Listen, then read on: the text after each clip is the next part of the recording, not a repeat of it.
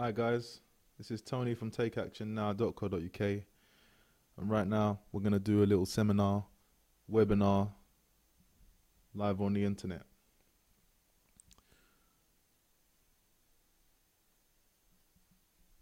This webinar is just going to be basically about mindset, and you moving to the point where you just understand things, you understand what you want to do, and you can get yourself into a state where you're ready to take action and actually work, rather than sit there and just observe life happening to you.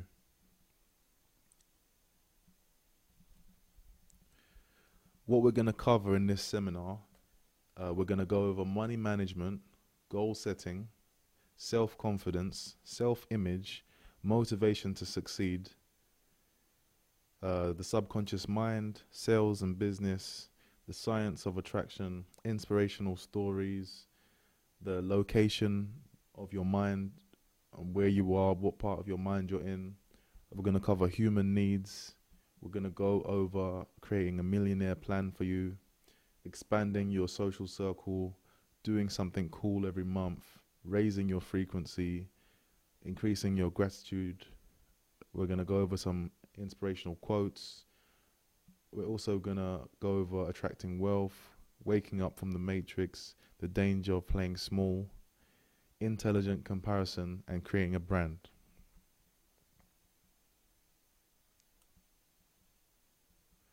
Okay guys, let's go over some inspirational stories right now. Okay, so who we're going to talk about right now, we're going to talk about a guy called Thomas Edison. This guy was a school dropout. He invented the electric light and invented the phonograph record player. He's one of America's most famous inventors. His inventions created and contributed to modern night lights, movies, telephones, records, CDs. When Edison was born, electricity had not been developed. By the time he died, entire cities were lit by electricity. The story goes that Thomas Edison failed more than 1,000 times when trying to create the light bulb. Edison said, "Genius is hard work, stick-to-itness, and common sense." Edison created the world's first invention factory in the 1800s. Okay, let's talk about Oprah Winfrey. Her mother had her at 14 years old. She was pregnant at 13, but lost the baby. She was abused as a child. She was a rebellious teenager. She got a part-time job as a reporter in Nashville at a TV station. Oprah left school at the age of 19. And now she's one of the richest women in the whole world. And she has a net worth of over $1 billion. Colonel Sanders decided to become a millionaire at 65 years old. He achieved his goal and became a millionaire. He received more than 1,000 no's before he got his first yes. He believed in himself. He saw his strengths as a way to solve his problems. He didn't settle for what he was given, and he created his own future. He created a legacy for his children's children's children. And he started the fast food restaurant KFC.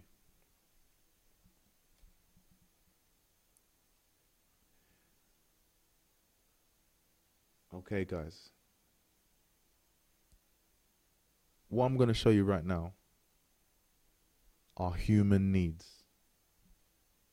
Every day, we have no choice but to want these things. We obviously need to eat. So anybody providing food is automatically going to make money. And they're going to make consistent money. They don't need to think, oh, is it going to work? Maybe it is, maybe it isn't. It is going to work. If you provide food and people know that you've got food, and the food is good tasting and healthy, fairly healthy anyway, people are going to buy. People need to sleep. The hotel industry and the buying and selling of homes, real estate industry is these are both $1 billion industries, £1 billion industries. Any country that you go to in the world, these are billion dollar, pound, franc, no matter what country you're in, these are like huge industries because people need these things. They are human needs. What I want you to do is tune out of maybe it's gonna work, maybe it might not work. Tune out of that. Get to the point where you know it's gonna work because you're providing people with their human needs that they must have solved. So people need to eat, sleep, learn.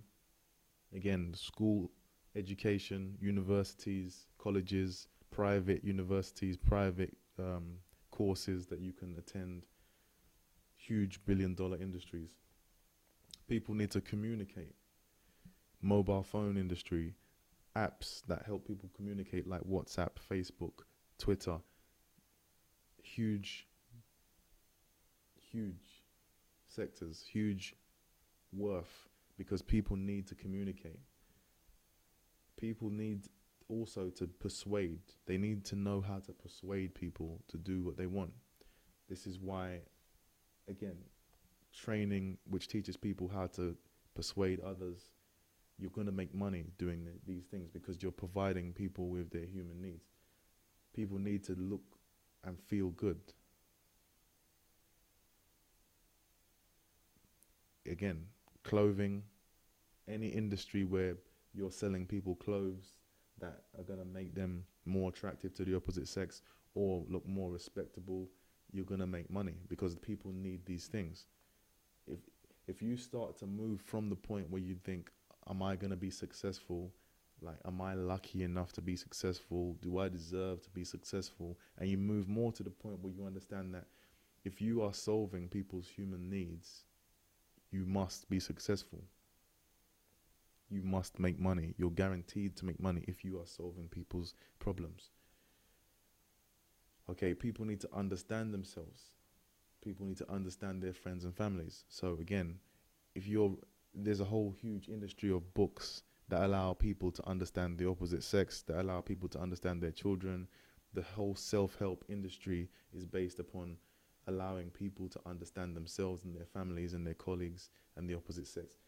And this is a multi-billion-pound industry because of the fact that it's solving a human need. Again, people need understanding. They need to be able to see things from a perspective outside of their own so that they can understand other people's actions and they can be able to predict what other people are going to do as well. People need to be able to create money to buy the things they want.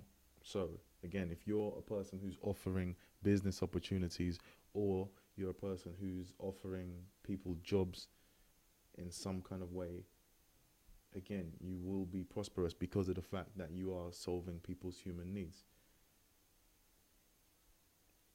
People need to be able to turn off their fears and anxieties. So again, if you're providing a service which allows people to calm down, which allows people to reevaluate things that are going wrong in their lives, things that make them anxious, like counseling, this type of industry, you're going to make a lot of money.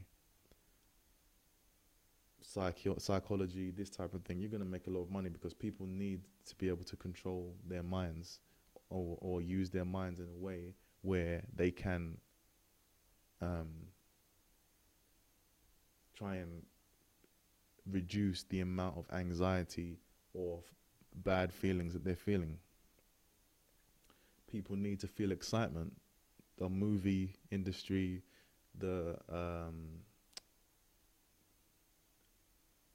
theme park industry, anything that allows people to feel exhilaration, games, all these things solve those needs of people wanting to feel excitement. People need also to feel relaxation. So again, massage, therapy, aromatherapy, oils, these types of thing, again, you're gonna make a lot of money because again, people need to feel relaxed. Yeah, people need to have leaders and role models, and again, this is why celebrities get paid so much because people need to have somebody to look to provide them with okay, this is how I look good. This is how I should dress. This is how I should behave. Human beings need somebody to look at as a role model, and they will pay those role models a lot for the benefit of them providing that service. If you provide the ability to do these things to people, you will make money consistently without fail because people have no choice but to want these things.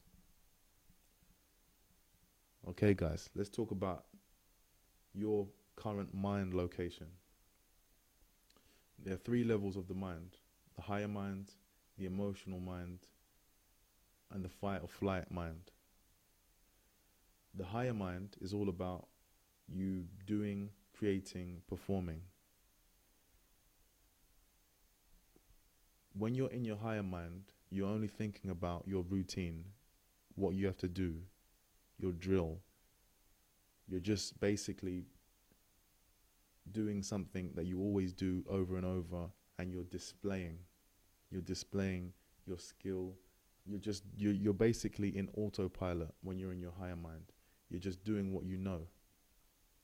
When you're in your emotional mind, you're observing what's going on.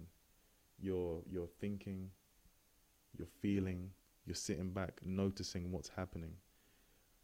The difference between your higher mind and your emotional mind is when you're in your higher mind, you don't really have that much time to notice what's going on. You're more in the present moment and actually doing something. So you might see something going on, but you're not really focused on it. You're just focused on doing what you're supposed to be doing. When you're in your emotional mind, you're very much aware of what's going on and you're observing it. And then there's the fight or flight mind. That part of your mind is used for when you observe something that you don't like, you want to retreat from that thing, or you want to attack that thing. The reason why we have our fight or flight mind is because it protects us. We use our fight or flight mind to protect us from danger or from disruption. It's there to protect us.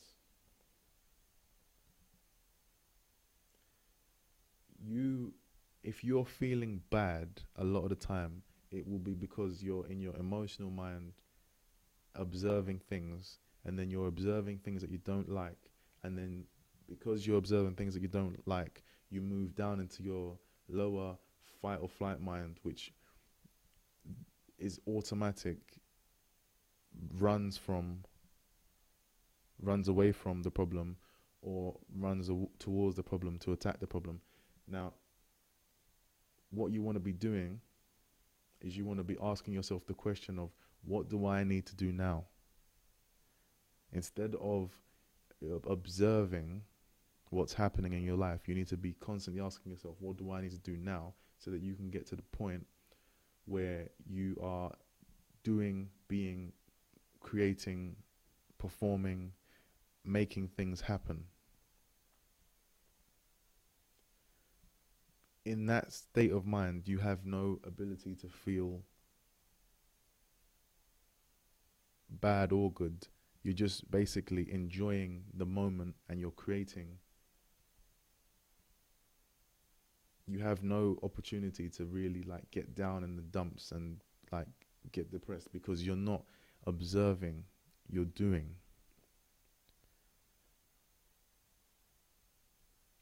So you want to be moving towards your higher mind. And the way you do that is by always asking yourself, what do I need to do now? What do I need to do now? Whenever you're feeling bad, you want to ask yourself the question, am I in my higher mind right now?